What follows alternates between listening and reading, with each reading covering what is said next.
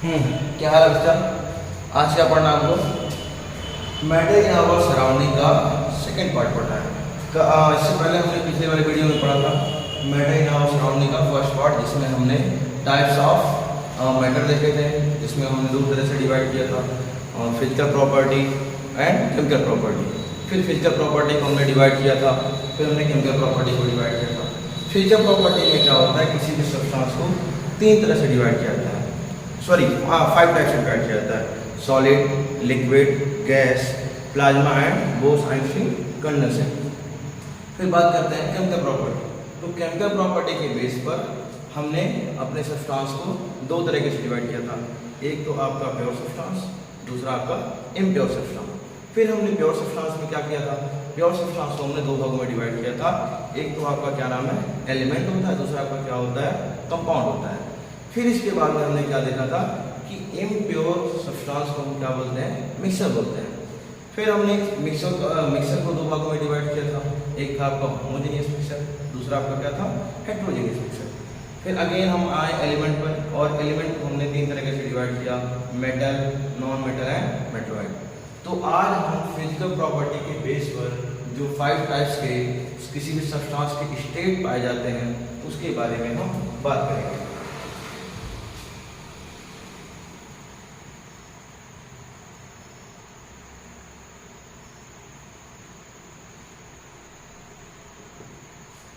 Physical property को बच्चा हम बोलते हैं हिंदी में भौतिक गुण बोलते हैं। क्या बोलते हैं? भौतिक गुण। देखते हैं अब इसमें क्या क्या आता है। तो हमने देखा था कि उस दिन हमने इसको 5 टाइप्स में डिवाइड किया था। पहला तो आपका क्या था, सॉलिड। क्या था आपको? सॉलिड। दूसरा आपका क्या था, लिक्विड। क्या था आपको? लिक्विड। और तीसरा आपका था गैस। क्या था आपको? गैस। एंड फोर्थ आपका था प्लाज्मा। क्या था वो? प्लाज्मा। एंड फिफ्थ आपका था बोस-आइंस्टीन कंडेंसेट। इसको हिंदी में बोलते हैं सॉलिड को ठोस। क्या बोलते हैं वो? ठोस। और लिक्विड को बोलते हैं हम द्रव। क्या बोलते हैं? द्रव। और गैस को हम गैस ही बोलते हैं। प्लाज्मा को हिंदी में प्लाज्मा ही बोला जाता है बच्चा। एंड बोस-आइंस्टीन कंडेंसेट को ही इंग्लिश में भी हम, सॉरी हिंदी में भी हम क्या बोलते हैं, बोस-आइंस्टीन कंडेंसेट बोलते हैं। ठीक है, अब बात करते हैं सॉलिड। तो क्या होता है सॉलिड बच्चा? सॉलिड वो सब्सटेंस हैं जिनका शेप, साइज और वॉल्यूम दोनों फिक्स होता है। अब इसका क्या मतलब है, शेप, साइज और वॉल्यूम का क्या मतलब है, तो हम समझाते हैं। शेप और साइज का मतलब ये हुआ कि आप अपने आसपास जो भी चीज़ देख रहे हो, जैसे मान लो आपके पास बुक है, जैसे मान लो आपके घर में चेयर है, जैसे मान लो आपके घर में टेबल है, जैसे मान लीजिए आपका फ़ोन है, जैसे आप हो या आपके आसपास कोई भी आर्टिकल दिखाई दे रहा है, उन सब का शेप और साइज क्या है, फिक्स है। मोबाइल का जो शेप है वो फिक्स है, उसको आप चेंज नहीं कर सकते हो। अगर आप चेंज करोगे तो वो बिगड़ जाएगा, पर वो अपने कंडीशन में नहीं रह जाएगा। कहने का मतलब ये, कोई भी चीज़ अगर उसका शेप और साइज फिक्स है, कहीं भी ले जाएं हम अर्थ में रखें, अर्थ के बाद कहीं लेके चले जाएं, या हम उसको बर्तन में रखें, या हम कहीं और ले जाके रखें, एक बड़े से रूम में रख दें, एक छोटे से थैले में रख दें, कोई भी आर्टिकल है, तो उसका शेप और साइज दोनों फिक्स होना चाहिए, कभी भी चेंज नहीं होना चाहिए। एंड सेकेंड थिंग आता है उसका वॉल्यूम। तो वॉल्यूम जब शेप और साइज नहीं चेंज होगा तो बच्चा वॉल्यूम भी नहीं चेंज होगा। और वॉल्यूम का मतलब क्या होता है, क्वांटिटी, मटेरियल। अगर ये दोनों चीज़ें आपको मिलती हैं तो आप क्या बताओगे, yes this is solid.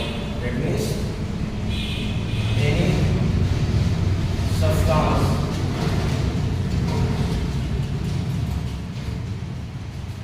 If does not, इसको ऐसे लिख सकते हैं, if any substance if their shape, size and volume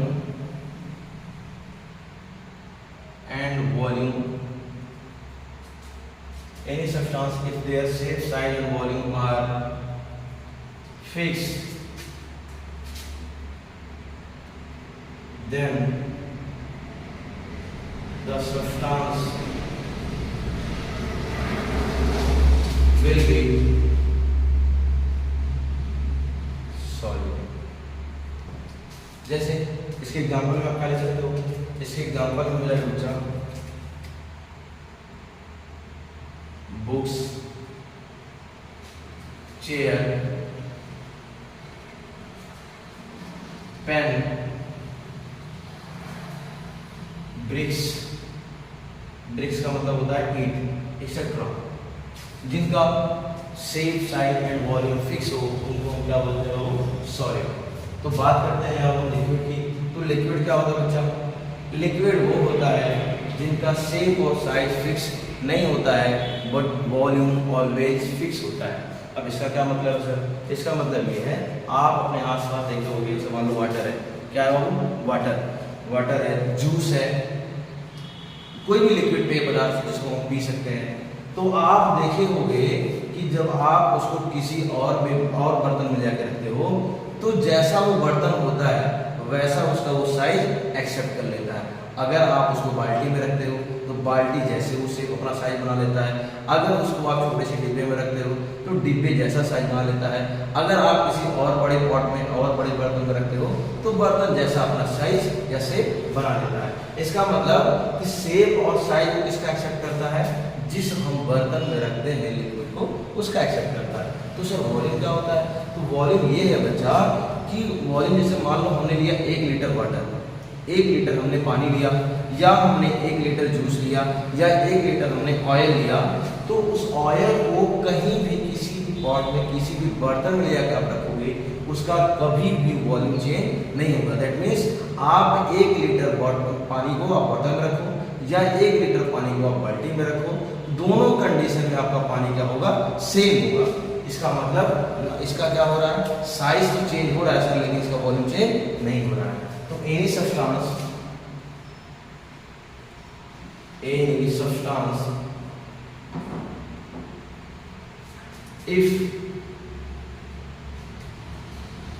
their shape and size not fixed but volume are fixed,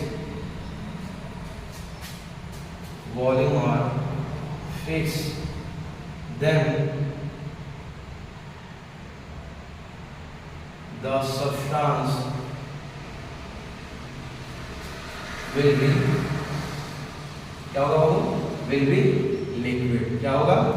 liquid. इसके एग्जांपल में ऑयल, वाटर, जूस एक्सेट्रा, बहुत सारे example ऐसे हैं जो लिक्विड होते हैं जिनको आप किसी बर्तन में रखोगे तो जिस बर्तन में आप रखते हो उसका शेप और साइज वो एक्सेप्ट कर लेता है बट उसका वॉल्यूम जो होता है वो फिक्स ही रहता है। Now the time is what is gas? क्या होता है गैस बाबू? तो गैस वो सब्सटेंस होते हैं जिनका ना तो शेप फिक्स होता है ना तो इनका वॉल्यूम फिक्स होता है। अब इसका क्या मतलब है? इसको भी समझाइए, मैं समझाता हूँ बाबू। इसका मतलब ये हुआ जैसे मान लो आपके पास हाइड्रोजन गैस है, या आपके पास ऑक्सीजन गैस है, या आपके पास मीथेन गैस है, या आपके पास क्लोरीन गैस है, ये सारी गैसें हैं। अब इन गैसों को आप किसी भी पॉट में किसी बर्तन में रखना चाहो तो ये करते क्या है? पहले तो ये क्या करते हैं, जिस बर्तन में आप रखते हो उस पूरे बर्तन का जगह को कवर करते ही करते हैं, उसके बाहर भी निकल जाते हैं। मतलब इनका कोई शेप और साइज फिक्स ही नहीं है, इनको जहां रखोगे इवन वहां न रख करके उसके अलावा भी फैल जाते हैं। और वॉल्यूम की बात करें तो वॉल्यूम जैसे मान लीजिए आपने 1 किलो गैस भरवाया, दुकान पे गए, दुकान वाले से बोले कि 1 किलो गैस भर दो, तो गैस जब वो भरता है वो तो उसके बॉटल से तो 1 किलो गैस आया, सॉरी आपके बॉटल में आपको क्या चाहिए? 1 किलो गैस चाहिए, पर 1 किलो गैस भरने के लिए दुकानदार के बॉटल से जो गैस निकलेगा वो 1 किलो से अधिक निकलेगा। ऐसा नहीं है कि उसने 1 किलो गैस निकाला और 1 किलो गैस अब आपके बॉटल में आ जाएगा। मतलब क्या है कि गैस के पार्टिकल होते हैं बहुत लाइट वेट होते हैं, बहुत ये हल्के होते हैं। तो जब इनको एक पॉट से दूसरे पॉट में कन्वर्ट किया जाता है तो ये क्या करते हैं, ये बाहर निकल जाते हैं और जिस पॉट में इनको रखा जाता है उस पॉट के अलावा भी ये बाहर चले जाते हैं। तो इस तरह से ना तो इनका शेप और साइज फिक्स हो रहा है, ना इनका वॉल्यूम फिक्स हो रहा है। तो हम यहाँ पे लिख सकते हैं any substance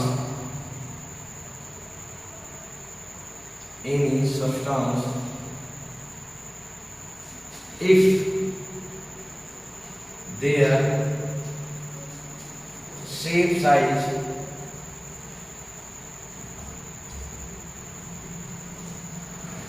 and also their volume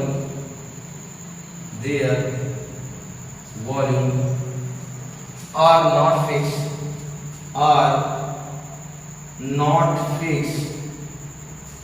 the substance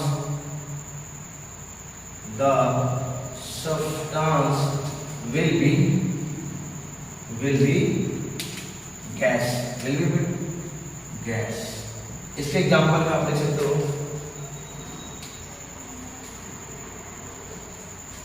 oxygen gas, hydrogen gas, nitrogen gas etcetera, ये सब क्या है आपके गैस है। नाउ अब हम बात करेंगे व्हाट इज प्लाज्मा। प्लाज्मा क्या होता है बाबू? अब इसको समझने के लिए थोड़ा सा आपको पहले एग्जांपल समझना पड़ेगा। जैसे मान लो आपके पास एक सॉलिड कोई सब्सटेंस है, सपोज मान लो आयरन लोहा है, या एल्युमिनियम ले लो या कॉपर ले लो। जब आप एल्युमिनियम या आयरन या कॉपर को आप जब हीट करोगे, गर्म करोगे, तो वो क्या होंगे, मेल्ट होंगे। मेल्ट हुआ, पहले क्या था, वो सॉलिड था, और सॉलिड से अब वो आपका जो लोहा है वो मेल्ट होकर क्या बन जाएगा, लिक्विड बन जाएगा। फिर क्या करोगे आप, उसको और ज्यादा हीट करो, क्या करो, और ज्यादा हीट करो। तो जब और ज्यादा हीट करोगे तो कुछ उसके अंदर से जो इम्प्योरिटीज होंगी वो वेपरेट भी होंगी, वाष्प बन के उड़ जाएंगे। लेकिन जब आप कंटिन्यू उसको हीट करते रहेंगे तो हर एक पार्टिकल, लोहे का हर एक पार्टिकल क्या हो जाएगा, उसके अंदर बहुत ज्यादा एनर्जी आ जाएगी। बहुत ज्यादा एनर्जी आने का मतलब क्या है कि उस पार्टिकल के एक, उस जो सब्सटेंस जो लोहा है उसकी एक पार्टिकल के अंदर आयनाइजेशन हो रहा है। क्या हो रहा है, आयनाइजेशन।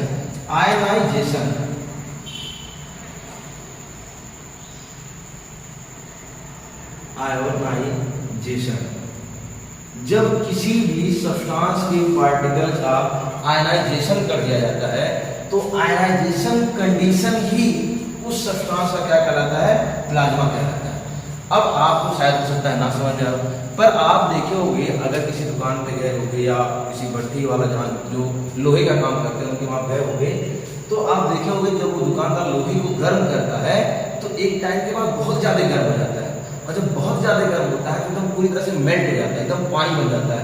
और उसको अगर किसी के ऊपर गिरा दिया जाए तो उसका पूरी बॉडी का खाली कर जाएगा।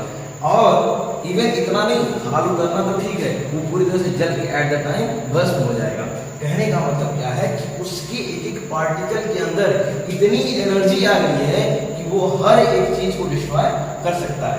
तो प्लाज्मा क्या होता है, किसी भी सब्सटेंस के पार्टिकल का अगर हम आयनाइजेशन कर दें, क्या करें, आयनाइजेशन कर दें। आयनाइजेशन का मतलब क्या है, उस पार्टिकल के अंदर बहुत ज्यादा एनर्जी का जाना, क्या है बाबू, एनर्जी का जाना। अगर उसके अंदर बहुत ज्यादा एनर्जी आ गया है, ऊर्जा बहुत ज्यादा उसके अंदर आ गई है, तो उसको हम बोलेंगे आयनाइजेशन।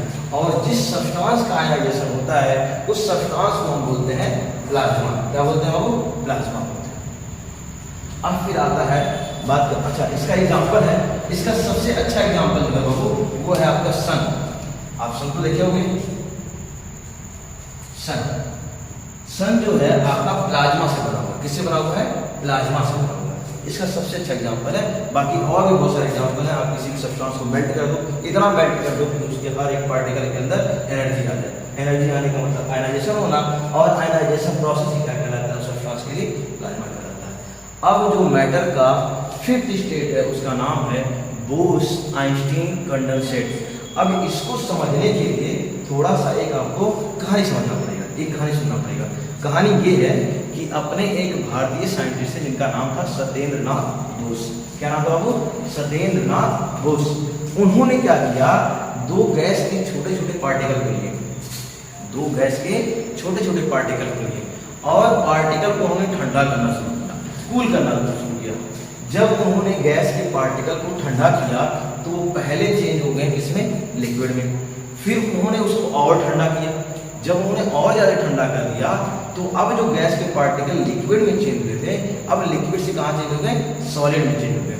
इवन वो अभी भी नहीं रुके, वो और ज़्यादा उसको ठंडा करने लगे, इतना ज़्यादा कूल किए उसको, इतना ज़्यादा ठंडा किए एज पॉसिबल, जिस टेम्परेचर पे उस सब्सटेंस को या उस गैस के पार्टिकल को ठंडा किया जा सकता था। तो एट लास्ट में जब उन्होंने क्या नाम है एकदम लास्ट हाईएस्ट पार्टिकल को उन्होंने जो कूल किया तो पाया कि जो गैस के पार्टिकल थे अब वो एक नए सब्सटेंस के रूप में आ गए जो उन्होंने आसपास कभी नहीं देखा था। उन्होंने सॉलिड देखा था, लिक्विड देखा था, गैस देखा था, प्लाज्मा देखा था, पर ये जो नया सब्सटेंस उनको मिला उन्होंने उसको कभी नहीं देखा। अब इसका मतलब क्या, उन्होंने ऐसा क्या देख लिया, उन्होंने ऐसा देखा कि पहले गैस के 2 पार्टिकल थे, अब गैस के पार्टिकल को जब इन्होंने कूल किया, क्या किया, कूल किया, तब ये बदल गए लिक्विड में। इससे बदल गया वो लिक्विड में, फिर अगेन उन्होंने जब उसको कूल किया तो लिक्विड से ये बदल गए सॉलिड में। अगेन जब इन्होंने इसको कूल किया तो सॉलिड से जब ये ठंडा हुए तो एक ऐसा सब्सटेंस इनको मिला कि ना तो वो सॉलिड था, ना तो वो लिक्विड था और ना ही वो गैस था। तो भाई था क्या, प्लाज्मा था क्या? नहीं। प्लाज्मा क्या होता है, आयनाइजेशन होता है, एनर्जी होता है किसी भी सब्सटेंस के पार्टिकल का। तो था क्या, तो वो कुछ ऐसा था कि अगर उसको मान लो हम एक ग्लास में रखते हैं, किसमें रखते हैं, ग्लास में रखते हैं, तो ग्लास में रखें, अगर मान लो हम सॉलिड को रखेंगे कोई चीज, मान लो कोई एक छोटा सा स्टोन ही है, उसको आप रखोगे तो ग्लास में आ जाएगा। अगर मैं लिक्विड को रखूं तो लिक्विड क्या करेगा, जैसा ग्लास है वैसा इसका शेप एक्सेप्ट कर लेगा। फिर अगर मैं गैस को रखूं तो गैस क्या होगा, गैस तो इसमें रहने जाएगा क्योंकि गैस के पार्टिकल बहुत लाइट वेट के होते हैं, वो उड़ जाते हैं। तो जो नया सब्सटेंस मिला जब उन्होंने किसी बर्तन में रखा तो पाया क्या कि ना तो ये इस ग्लास के नीचे आ रहा है और ना ही निकल के बाहर जा रहा है, और इवन इतना नहीं, ये ना ग्लास की दीवारों से चिपक रहा है, ये क्या कर रहा है, ये ग्लास के ऊपर वाले हिस्से में आ गया, एकदम बीचों बीच में है, ना किसी उसके सरफेस में ग्लास की चिपक रहा है, ना नीचे जा रहा है, ना ही बाहर निकल रहा है, उस ग्लास के एकदम मुंह पर जाकर के वो अटका हुआ है और यहीं से टुकुर टुकुर देख रहा है। जैसे मान लो एक छोटा सा कोई कमरा हो, उसमें एक छोटा सा जंगला हो, तो अब जंगले की रास्ते से क्या करते हैं, टुकुर टुकुर देखते हो, नहीं देखते हो बाहर क्या हो रहा है क्या नहीं हो रहा है, पड़ोसी क्या कर रहे हैं, खा रहे हैं, लड़ाई कर रहे हैं। तो वैसे ही जो नया सब्सटेंस मिला था ग्लास के अंदर, जब उन्होंने रखा तो पाया ना ये नीचे जा रहा है ना ये बाहर निकल के जा रहा है। गैस होता तो उड़ जाता, बाहर चला जाता, अच्छा सॉलिड होता तो नीचे चला जाता, सॉलिड भी नहीं था, ये ना ही दीवार के सरफेस से टकरा रहे थे, चिपक रहे थे, ये बीचों बीच एक ग्लास के बीचों बीच में थे। तो इन्होंने पाया, सत्येंद्रनाथ बोस ने, तो हमारे साइंटिस्ट हैं, उन्होंने पाया भाई साहब ये तो एक नया सब्सटेंस हमने खोज दिया, ना वो सॉलिड है, ना लिक्विड है, ना गैस है, ना प्लाज्मा है। तो उन्होंने चाहा कि जो मैंने रिसर्च किया है उस रिसर्च को मैं पब्लिश करूँ, पर यहाँ के जो लोग थे वो एक्सेप्ट नहीं कर रहे थे कि उनके जो उन्होंने रिसर्च किया था उसको कोई एक्सेप्ट नहीं करना चाहता था। तो इन्होंने क्या किया, अपने रिसर्च को एक लेटर में लिखा और लेटर में लिखने के बाद में इन्होंने आइंस्टीन के पास भेज दिया। आइंस्टीन को तो जानते होंगे ना, आइंस्टीन एक साइंटिस्ट हैं, उनके पास उन्होंने भेज दिया। कौन, सत्येंद्रनाथ बोस ने। उन्होंने भेज करके उस अपने लेटर में कंप्लीट बात को समझाया कि हमने एक क्या नाम है गैस के पार्टिकल नहीं, उनको हमने कूल किया, कूल करने के बाद गैस से लिक्विड बना, लिक्विड से सॉलिड बना, सॉलिड से एक नया सब्सटेंस हमको मिला, ना वो चारों जो स्टेट हमको मिलते हैं सॉलिड, लिक्विड, गैस, प्लाज्मा, उन सब में वो नहीं गेस्ट कर रहा है, एक नया सब्सटेंस हमको मिला है। तो आइंस्टीन जो था वो बड़ा आश्चर्य पड़ गया, अरे ऐसे कैसे हो सकता है, भारत एक गरीबों का देश, भारत एक गुलाम का देश, जहाँ पर अंग्रेज जाकर शासन कर रहे हैं, राज कर रहे हैं, उनको मार रहे हैं, गाली दे रहे हैं, उनके ऊपर ताड़नाएं कर रहे हैं, एकदम उनके ऊपर अत्याचार कर रहे हैं, ऐसी देश में ऐसा साइंटिस्ट हो सकता है, उसने एक नई चीजों को खोज करके रख दिया, दिस इज नॉट पॉसिबल। तो उन्होंने क्या किया, क्या नाम है, उनकी रिसर्च को बोस, सॉरी जो हमारे सत्येंद्रनाथ बोस ने उनकी रिसर्च को आइंस्टीन ने खुद करके देखा, जब खुद करके देखा तब उसको एहसास हुआ नहीं ये तो सच है, 100% सच है, जो सत्येंद्रनाथ बोस ने बताया वो एकदम बिल्कुल सत्य है। तो कोई तो पब्लिश कर नहीं रहा, तो आइंस्टीन ने पब्लिश करवाया उनके इस नए स्टेट ऑफ मैटर को। तो चूंकि खोजा किसने था, सत्येंद्रनाथ बोस ने, तो इस सब्सटेंस का जो इन्होंने खोजा उनके नाम पर रखा गया बोस। क्या रखा गया वो, बोस। और चूंकि क्या नाम है, उसको पब्लिश कौन करवाया, पब्लिश करवाने वाले आइंस्टीन थे। क्या थे, आइंस्टीन। तो इसका नाम पड़ गया बोस आइंस्टीन। और चूंकि ये जो नया सब्सटेंस मिला था वो कैसे मिला था, कंडेंसेट में मिला था, मतलब उसको कूल किया गया था, ठंडा किया गया था, तो इसका नाम पड़ जाता है Bose Einstein condensate.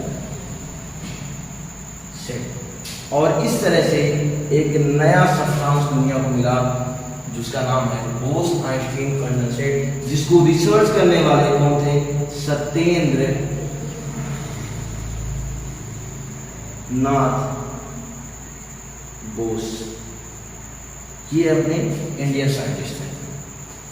I hope हमको लगता है कि आप फिजिकल प्रॉपर्टी के बेस पर solid, liquid, gas, plasma, Bose Einstein condensate को आप अच्छी तरह से समझ गए होंगे। तो अगर समझ गए हैं तो मैं यहाँ से साइड हो जाता हूँ, आप इसका स्क्रीनशॉट ले लीजिए, फिर मैं इसको इरेज करके आगे की बात करेंगे।